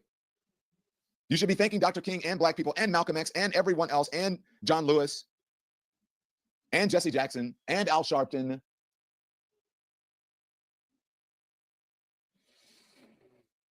Nigga, please. You should be thanking Jesse Jackson and Al Sharpton.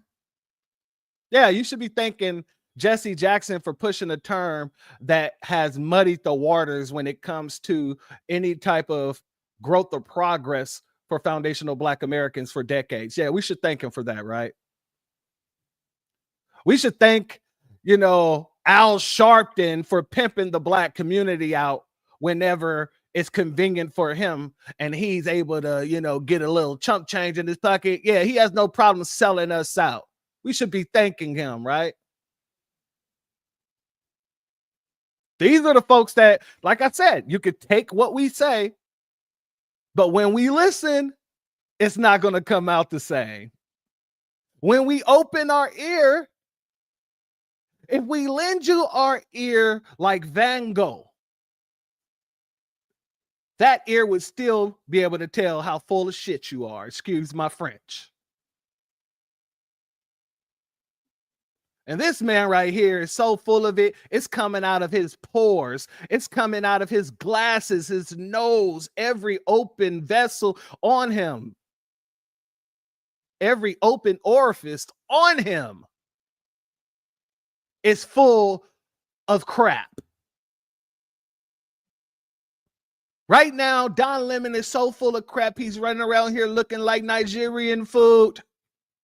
I said it.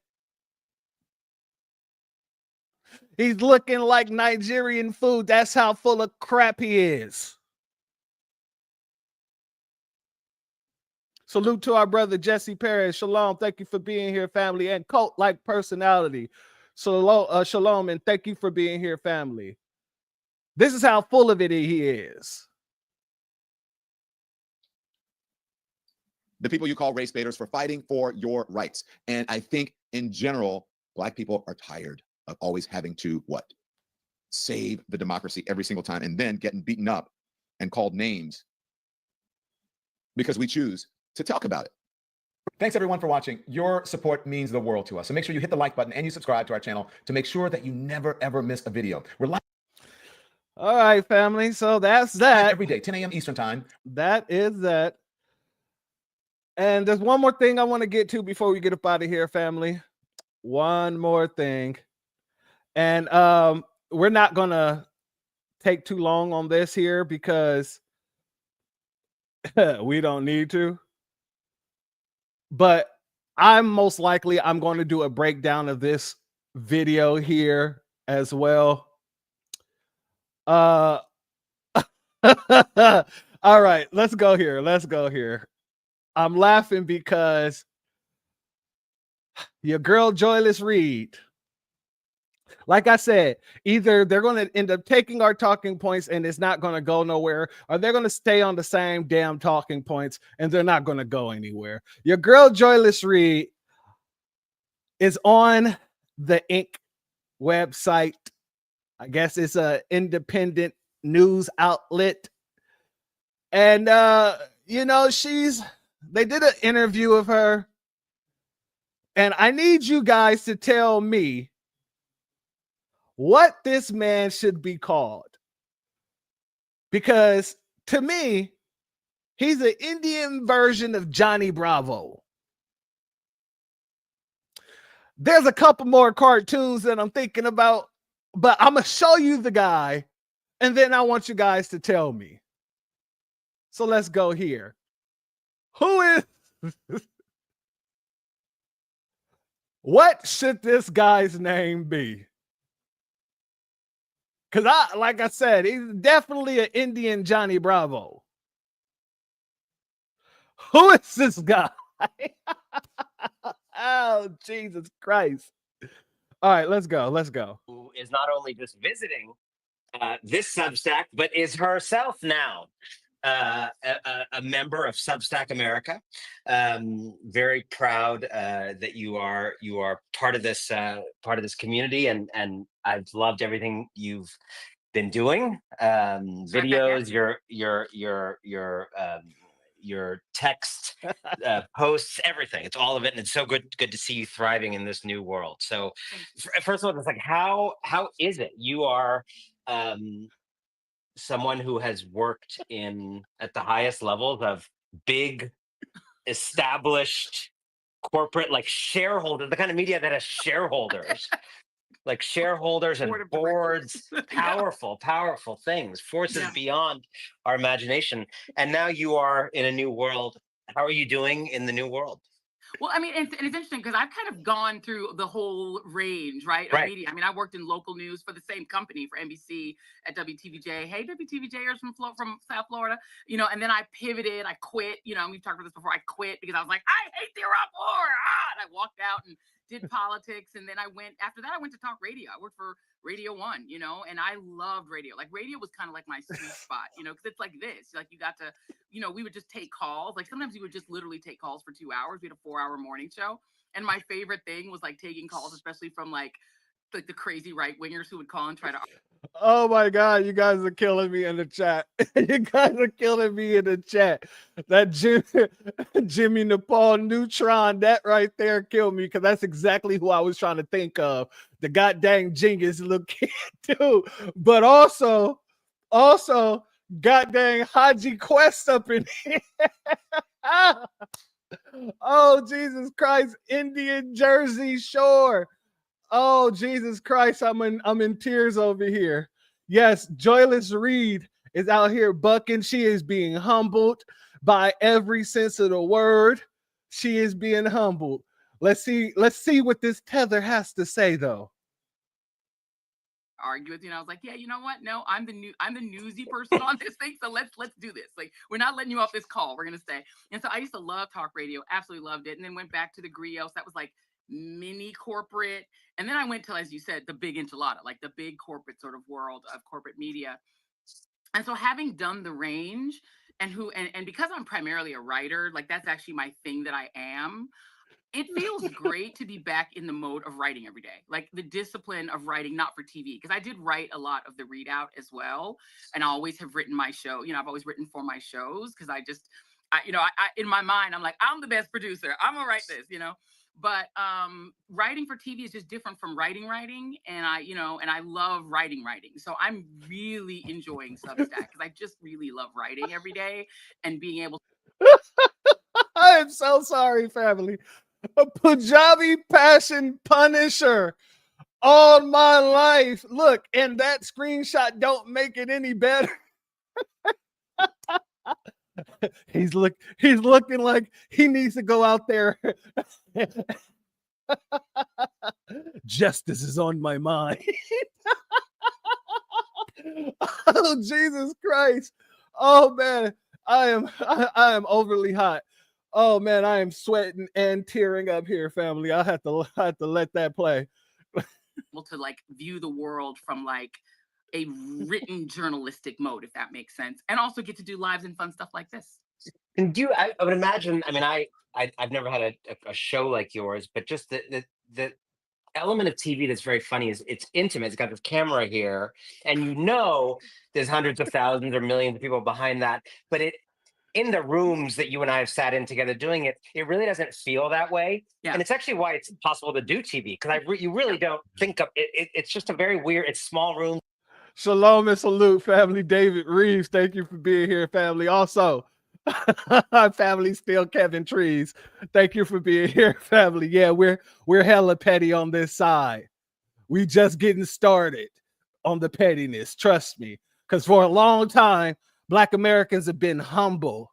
FBA, we've been a very, very humble group. We've been opening. We've been Muppet. Yes, but we've been very humble. We've been very opening, loving, and accepting of everybody, no matter what community you've been a part of. But the second that y'all started showing the disrespectful nature of your whole group, oh, no. We're no longer those humble people. You got to now feel the wrath. Let's continue. There's a lot of glass and this little camera, and you just talk to this little machine. Yeah. Substack is different, even though the scale is smaller. I don't know whether it's the hearts right now, whether it's the comments, whether it's the comments on your post. I feel like the connection to the people you are doing this for is much more intimate. I wonder how that has struck you and how that feels different for you. Oh, I totally agree. I always have said that talk radio, which also Rachel Maddow came from. Remember, I used to listen to Rachel Maddow show. Like, she came from there. Ed Schultz came from talk radio. A lot of the people who are really successful at cable come from talk radio. Keith Olbermann came from sports talk, because talk radio and cable are the most aligned in terms of what they are. Because what they are, like you said, an intimate conversation that feels intimate because of the proximity of the listener viewer. Like, it feels like it's a friend on the other side of the room, but you don't see the people you're talking to, right? Because in talk radio, it's the same thing. It's you, a microphone, and the theoretical people that are listening to your show, and you actually don't interact with them until they call in. And as I said, the call-ins are fun, but until they call, you don't really see them, right? And so this to me is closer to talk radio, because those people who could call in can do hearts like right now. They're like giving comments like right now. They're down there saying Joy's in the house and hey, how you doing, P. Meyer? And it's like you can actually talk to them in real time, which is so fun because you can actually get the immediate feedback. But here's the thing, and you know this as well as I do, Anna, that what's happened to cable news is those of us who do it all do it with our phone next to us. So we can, I used to go on Twitter. I used to like have Twitter open and I could see the reaction, you know what I mean? Because I actually thrive off of the interaction. And so I would, sometimes I would check my Twitter, in the commercial breaks. This is like being able to like check your tweets in real time, but they're not Nazis. Family, I am over here dying. You guys are setting these two on fire over here.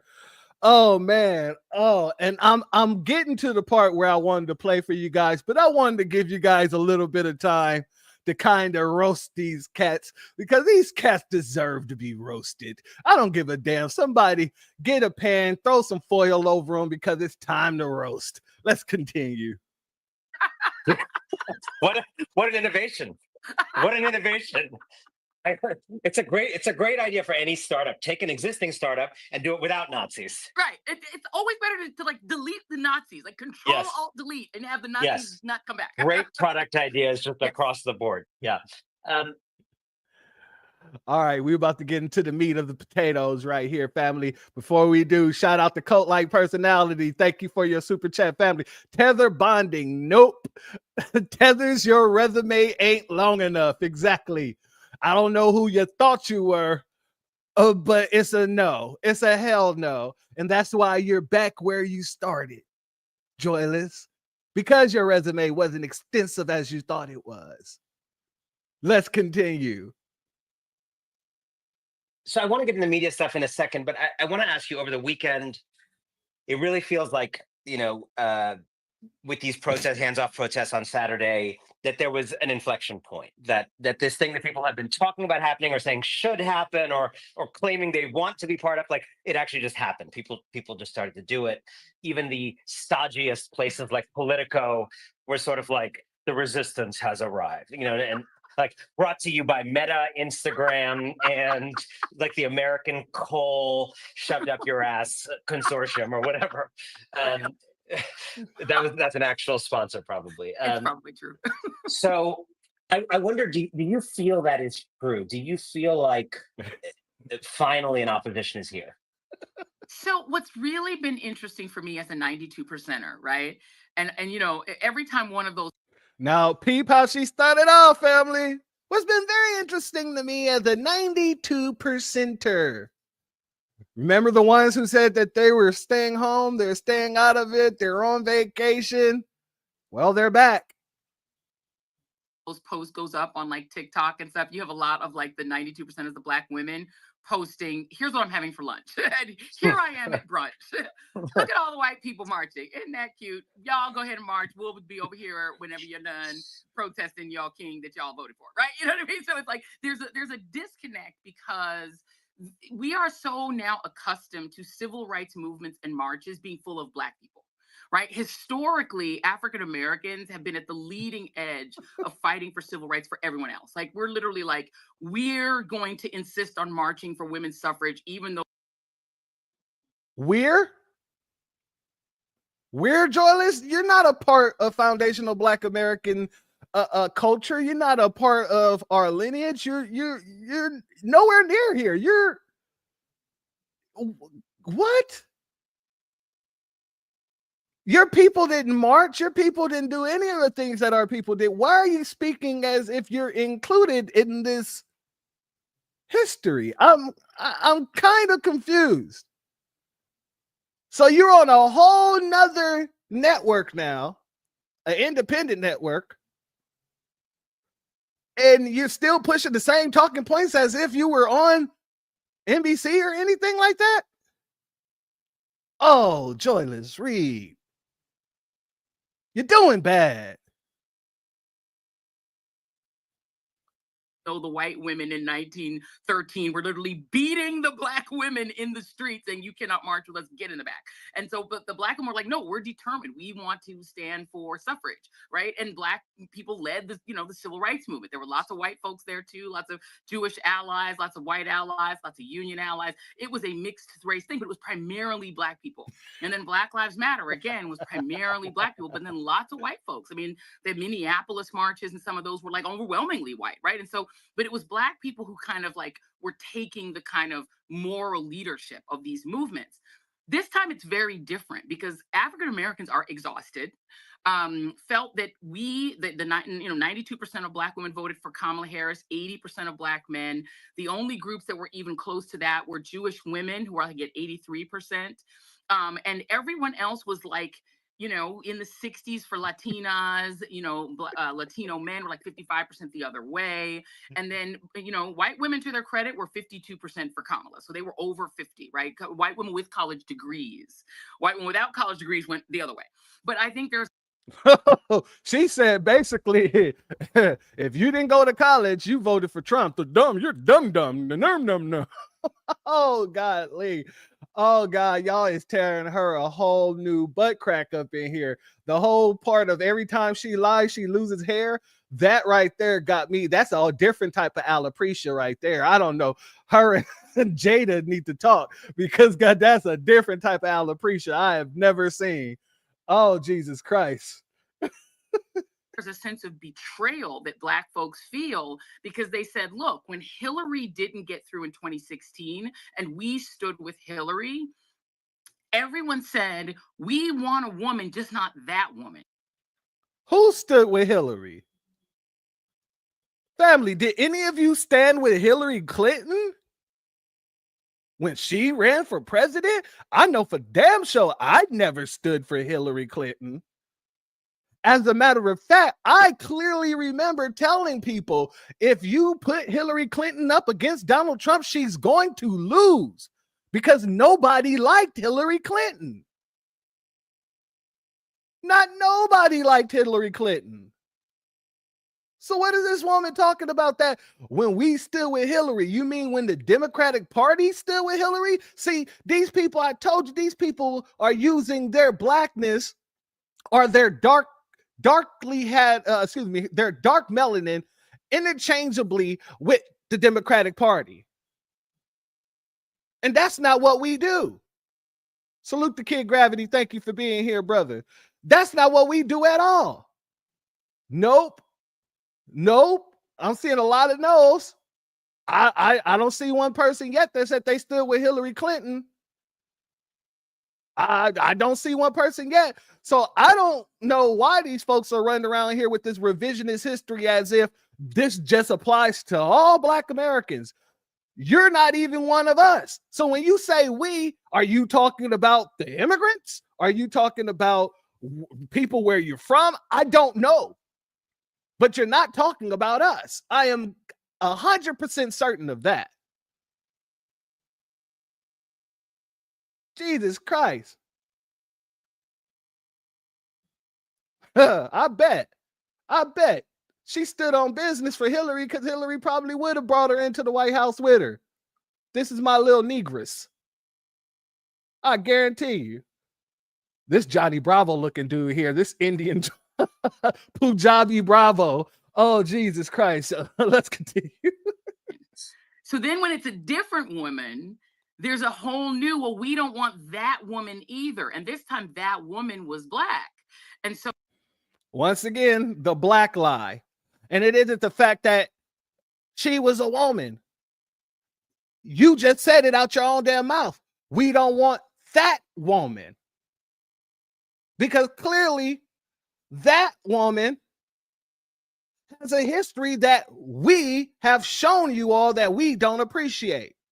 But instead of taking that and saying, you know what, we can't run this because the Black grassroots, they don't like this person.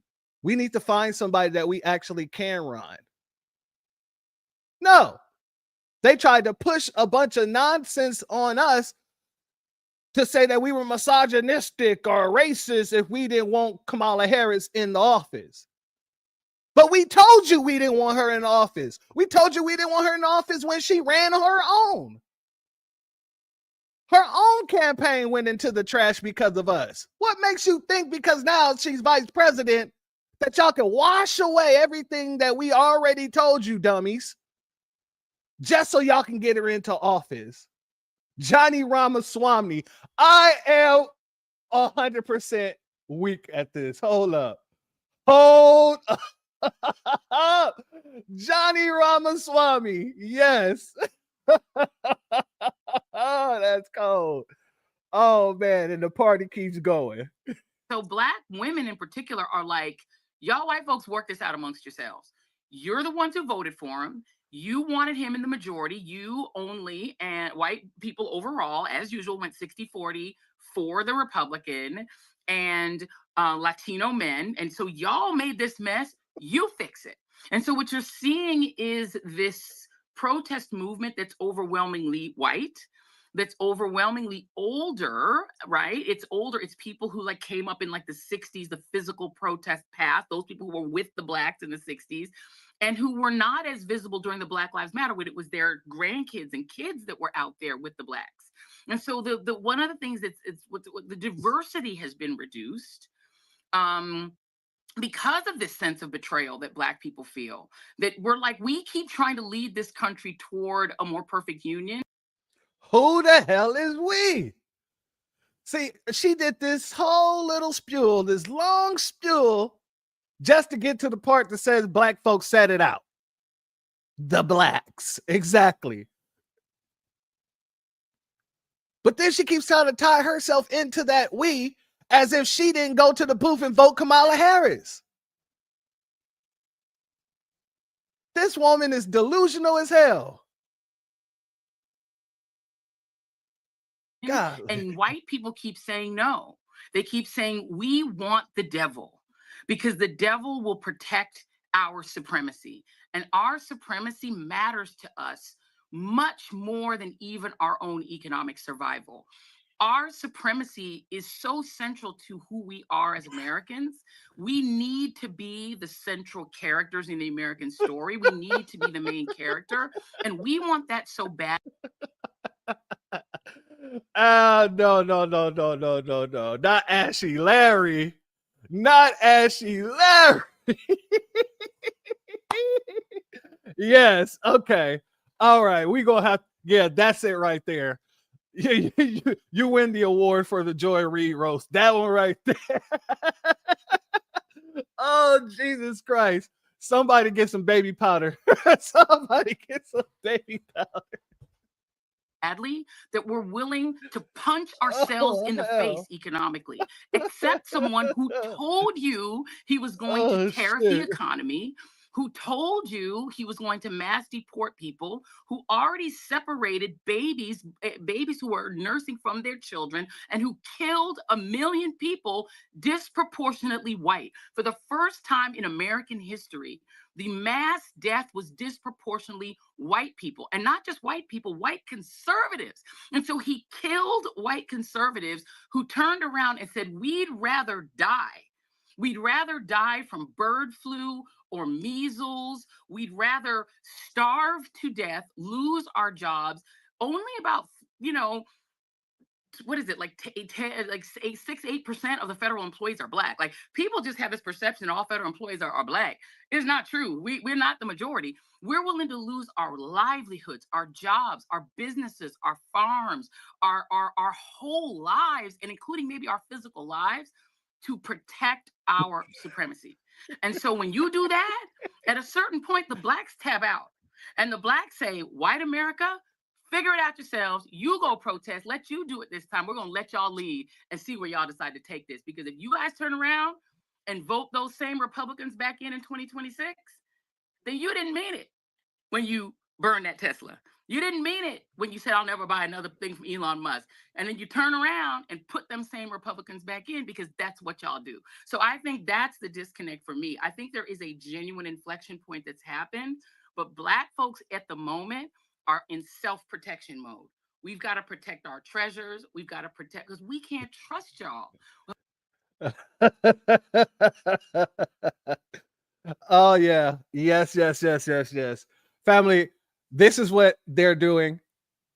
And this is what they're doing. They're taking our talking points and they're merging them in to a bunch of nonsense.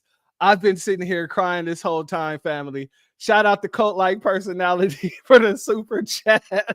Strangers from yesterday, now experts in 400 years plus history. Get the F out of here.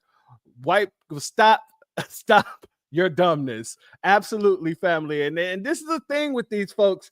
Joy Reid, she literally just took everything, and Don Lemon just did the same damn thing. Took everything that we've been saying and tried to mix it up in to the bull stuff of the Democratic narrative. Oh, it's all because this, that, and the third. But black people, at some point, we're going to sit it out. It's not because of the fact that we're not getting anything from these people. It's the fact that we're the only ones voting for these people and everyone else is voting for other people. So we're mad at that. No, Joyless. And this goes to you too, Don Lemonade. You're absolutely upside down on this. You see, Ashley Larry could sit down here with Punjabi Passion, Johnny Ramaswamy if she wants to, and it means nothing to us. Because you were on a major network television and you never spoke towards our interests. Now, all of a sudden, everything's about black, but you still not speaking about why we truly said, F all this, we're out of it. Hold your own nuts. It all goes back to the Democratic Party and us being upset because other folks chose not to vote for the Democrats. No. And this is why nothing y'all say, whether you mix it with what we're saying or not, is going to mean anything to anybody within the black grassroots. Because as soon as we hear those whistles, those dog whistles that you keep on throwing up in there, people of color, we're willing to put down our lives and nobody wanted to vote for what we voted for. All these things, none of these things matter when it comes to us. The only thing that's going to happen is that we get turned off. Oh, okay. Yeah, definitely. Oh, we're Russian bots. Absolutely. Okay. You don't get any of our attention. You don't get any of our support. You don't get any of our funding. No. Okay. Yeah, we haven't forgot. We haven't forgot that she gave a platform to everybody that she could to denigrate foundational Black Americans. We ain't forgot. Shout out to Lemonade for your Cash App. I appreciate your donation, and your donation is blessed tenfold. So thank you for your contribution. We ain't forgot about any of this. We were bots, we were xenophobic, we were all these things. And now all the things that made us all those things, these people are now using these same talking points from your Don Lemonade to your Joyless Reeds.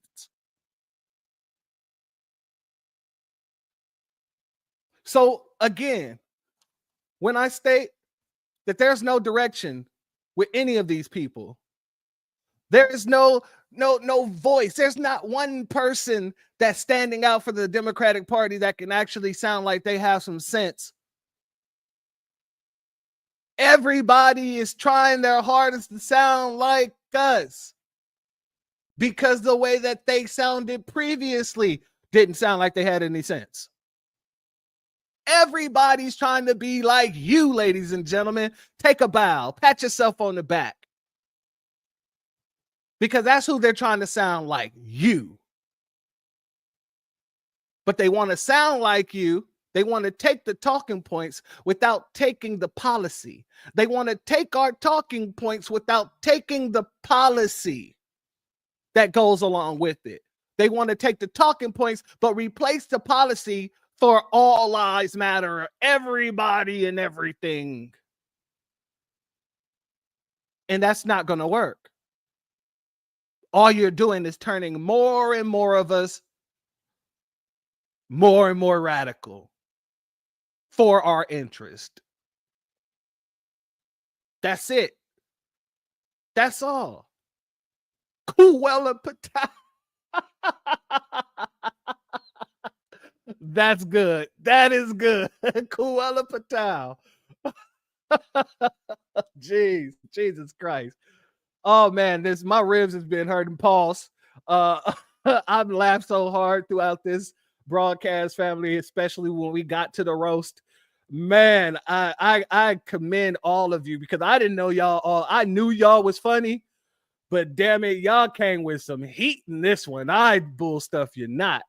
But family, before we get out of here, if you haven't hit that like and share button, hit that like and share button. Make sure you subscribed. If you're not subscribed, go ahead and hit that subscribe button with the notification bell, so you can be around whenever videos like this drop. And if you haven't done so yet, make sure you hit that link in the description, go to change.org and put your signature on the petition for reparations. Family, we're going to have to cover the rest of this on another day because there's a lot in this video. And I know there's a lot of gold nuggets, a lot of great trinkets. So we're going to touch on this again. So please remember, when I put up the post for this, I want all y'all to come on back and bring all your jokes. Bring all your jokes. Because I promise you, y'all literally, oh man, took my breath away with these. I laughed so hard I had to gasp for air. Jesus. Especially with the Ashley Larry situation. That just hit me in the chest. But family, feel proud. I want you to pat yourself on the backs because we deserve it. Each and every one of you. We said we standing on business, and this time around, they're actually seeing us standing on business, and they're seeing the ramifications of us standing on business. They're trying to do everything in their power to push us off our square. But guess what? We ain't going nowhere. We're some of the most, when we say we standing on business, it's like we got metal legs. You might as well just call us, no, don't call us Transformers. But we got metal legs. Call us little tink tink. We standing on business. And we're going to run for our policies. We're not running for anybody else's policies. We're not allowing people to take what we say and throw in a little thing, a little bit here and throw in a little bit there and try to come out sounding like us. We're not going to allow any of that. We're calling all of you out over and over and over and over again, because for some reason, people do have short memories. And so the new black media have to be the people that come out reminding everybody of all the nonsense these people has been saying, all the nonsense they've been doing. And while they're taking our talking points, they were trying to demonize us for using the same talking points not too long ago. Not too long ago. So this is what's going on within the Democratic Party. This is why April 5th didn't matter. It came and it went. Because they didn't have the soul out there. They didn't have the majority spirit, the passion. They didn't have anything. Their whole dang protest was dry and boring.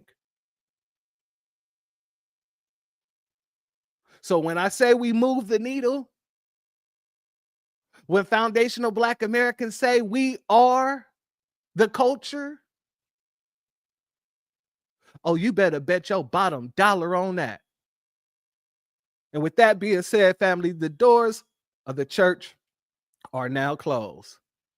Peace, family. Thank you all for being here, family. My grandfather built this country, man. He fought wars for it. And most places he went wouldn't let him sit down and get a cup of coffee. I can't even catch a cab in New York. It doesn't matter how many degrees I get. All you people see is color. Your grandfather was an immigrant. You're American. My grandfather was born here, Duke. And you people still look at me as just another nigga.